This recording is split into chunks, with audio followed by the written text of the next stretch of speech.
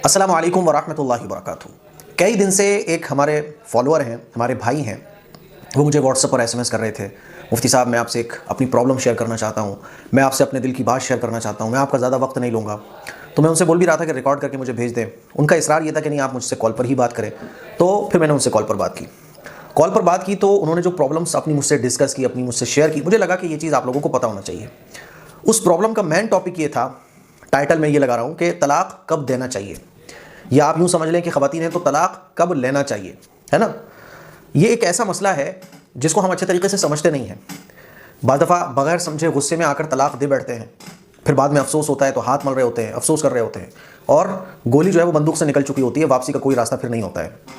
या बाद दफ़ा हम इतने रिश्ते को निभाने में आगे बढ़ जाते हैं कि घुट घुट कर ज़िंदगी जीने शुरू कर देते हैं। ख़वातीन हो, मर्द हज़रात हो, दोनों के साथ यही मसला है। बाद दफ़ा बच्चों की शक्ल देखकर, बाद दफ़ा बीवी से मोहब्बत बहुत होती है, बाद दफ़ा हस्बैंड से मोहब्बत बहुत होती है, बाद दफ़ा मुआशरे और समाज का डर होता है तो घुट घुट के जी रहे होते हैं।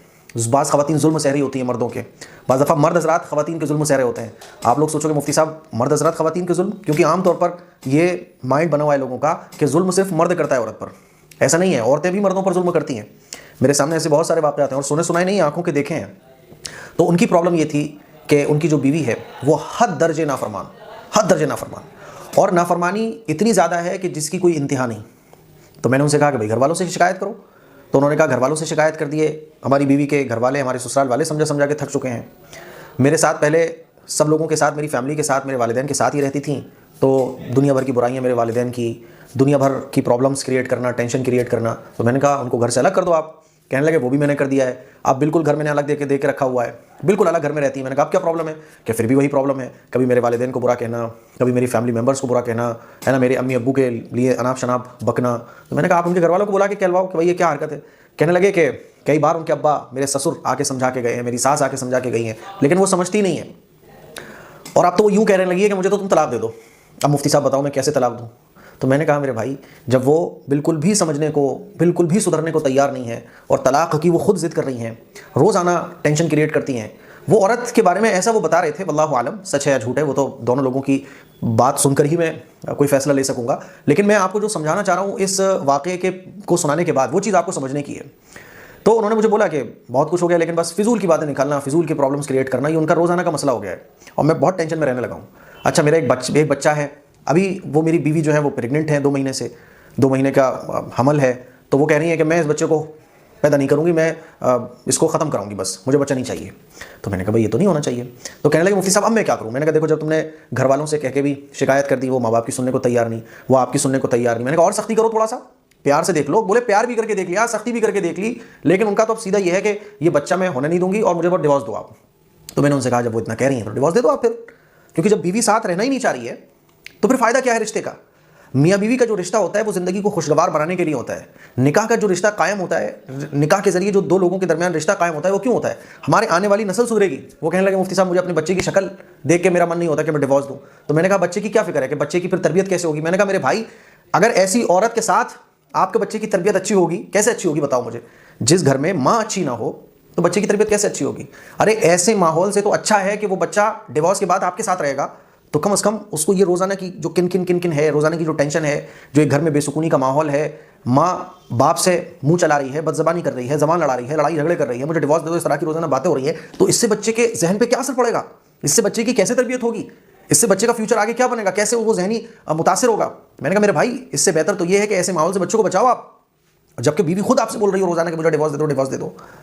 तो वो मेरी बात पता नहीं समझे कि नहीं समझे, उनको मैंने समझाया कि जब ऐसे रिश्ते से, तो ऐसे रिश्ते का होने से बेहतर है कि ना हो ऐसा रिश्ता, ऐसी बीवी के होने से बेहतर है कि ऐसी बीवी ही ना हो, क्योंकि माहौल बच्चे को अच्छा नहीं मिलेगा, आपकी औलाद को माहौल अच्छा नहीं मिल रहा, आपको सुकून नहीं मिल रहा, तो बीवी के होने का फ़ायदा क्या है। मैंने कहा फ़ौरन डिवोर्स दो, ख़त्म करो। ये प्रॉब्लम्स कुछ दिन की है, लेकिन उसके बाद आपको सुकून और इत्मीनान मिलेगा। और कुरान में भी ये हुक्म दिया गया कि जब मियाँ बीवी के दरमियान निभाह ना हो तो घर वालों को चाहिए कि घर वाले समझाएं। हदीस में, कुरान में इस बात की जगह जगह अल्लाह ताला ने, प्यारे आका सल्लल्लाहु अलैहि वसल्लम ने सराहत फरमाई कि जब मियाँ बीवी के दरमियान निभाह ना हो तो दोनों के फैमिली मेम्बर्स, घर के जो बड़े हैं, वो बैठकर मियाँ बीवी को समझाएं, दोनों में से जिसकी गलती हो उसको समझाएं। और फिर भी बीवी सुधरने का नाम ना ले तो बीवी का बिस्तर अलग कर दो, रात को उससे बात करना छोड़ दो। फिर भी वो सुधरने का नाम ना ले तो और सख्ती करो। लेकिन फिर भी उसने ये इरादा कर रखा हो कि नहीं साहब मैं तो ऐसे ही रहूंगी और मुझे तो डिवोर्स चाहिए, यानी खुल के बीवी कहने लगे कि मुझे तो तुम्हारे साथ ही नहीं रहना है, तो फिर डिवोर्स दे देना चाहिए। ये मैं बताना चाह रहा हूँ आपको कि डिवोर्स कब देना चाहिए। बात समझ आ रही है? यानी औरत इतनी नाफरमान हो चुकी हो, औरत घर का माहौल इस तरह से ख़राब कर रही हो जिससे रोज़ाना की टेंशन हो रही है, रोज़ाना की प्रॉब्लम हो रही है, किसी तरह से उसको सुकून नहीं मिल रहा है। आपने अलग घर दे दिया, फिर भी वो आपके घर वालों के बारे में, आपके बारे में दुनिया भर की अनाप शनाप बातें बक रही है, बच्चों पर अलग जहनी बुरा असर पड़ रहा है ना। बस उसको तो ये कह रही मुझे छोड़ दो, मुझे अलग। और बाद दफ़ा क्या होता है ना, ऐसी खवातीन का चक्कर भी कहीं और चल रहा होता है। तो कायदा ये है, शरई हुक्म भी ये है और दुनिया का उसूल भी ये है कि आप जब नहीं रहना चाह रही है वो, तो ज़बरदस्ती रख के करोगे क्या आप? डिवोर्स दो फौरन।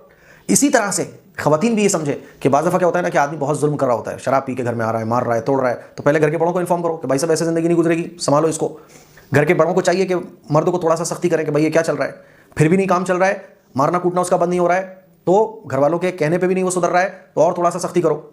और मान लीजिए फिर भी शौहर सुधरने का नाम नहीं ले रहा है, तो याद रखो बच्चों की शक्ल पर इस तरह से मजबूरी के साथ निकाह के रिश्ते को कायम रखना, मजबूरी के साथ जिसमें घुटन है, जिसमें जो है ना एक वीरानापन है, जिसमें कोई खुशी नहीं है, गम ही गम है, प्रॉब्लम्स ही प्रॉब्लम है ना, सिर्फ बच्चों की वजह से। अरे भाई, तो बच्चों की तरबियत कैसे हो जाएगी ऐसे माहौल में, जब शौहर शराबी हो, जब बीवी जो है ना इस तरह की नालायकीपन दिखा रही हो कि घर का माहौल ही ठीक, तो घर का माहौल जब ठीक नहीं होगा तो बच्चे कहाँ से अच्छी तरबियत करेंगे?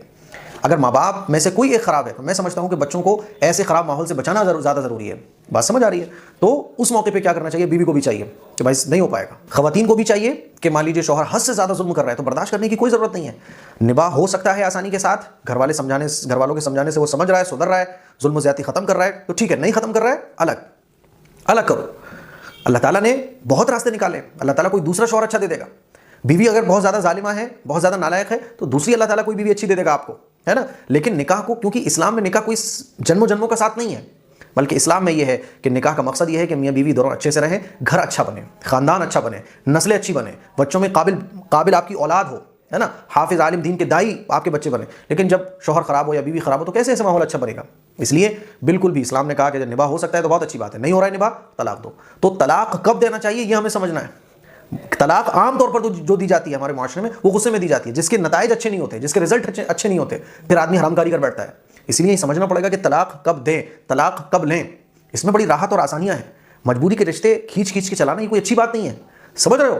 अल्लाह ताला, इस्लाम ने दूसरी शादी को ऑप्शन रखा है, इस्लाम ने दूसरे निकाह को ऑप्शन रखा है, तो क्यों किसी शराबी शौहर के साथ जिंदगी गुजारी जाए, क्यों किसी नालायक बीवी के साथ जिंदगी गुजारी जाए? मुझे उम्मीद है मेरी ये बातें आपको समझ आ गई होंगी। ये सारी बातें मैंने उनको भी कही, उन्होंने शुक्रिया कहकर फ़ोन तो रख दिया, लेकिन अल्लाह बेहतर जाने कि उनको मेरी बातें समझ आई कि नहीं आई हैं। मुझे उम्मीद है कि आपको समझ आ गई होंगी। 3 काम आपको करना है। सबसे पहले जो भी खराबियाँ हैं घर के बड़ों को बताएं, है ना। घर के बड़ों में भी वो जो समझदार किस्म के हों उनको बताओ, बीवी ख़राब है, शौहर ख़राब है, घर के बड़ों को बिठा के बताओ ये शिकायत है, वो शिकायत। अच्छा, कुछ शिकायतें ऐसी होती हैं जो नज़रअंदाज करने के काबिल होती है, उनको नज़रअंदाज कर दो, लेकिन बहुत ज़्यादा नालायकीपन होता है वो नज़रअंदाज नहीं किया जाता। फिर भी नहीं सुधर रहा है तो सख्ती करो, है ना। सख्ती करने के बाद भी सुधार नहीं आ रहा है तो फिर धमकी दो कि भाई नहीं हो पाएगा तो निबाह ख़त्म, बस। फिर भी नहीं हो रहा है तो ख़त्म करो, बस। अल्लाह ताला हम सबको समझने की तौफीक अता फरमाए। उम्मीद है कि आपको ये बातें समझ आई होंगी। इसके लिए शेयर करें। अस्सलामु अलैकुम व रहमतुल्लाहि व बरकातुहू।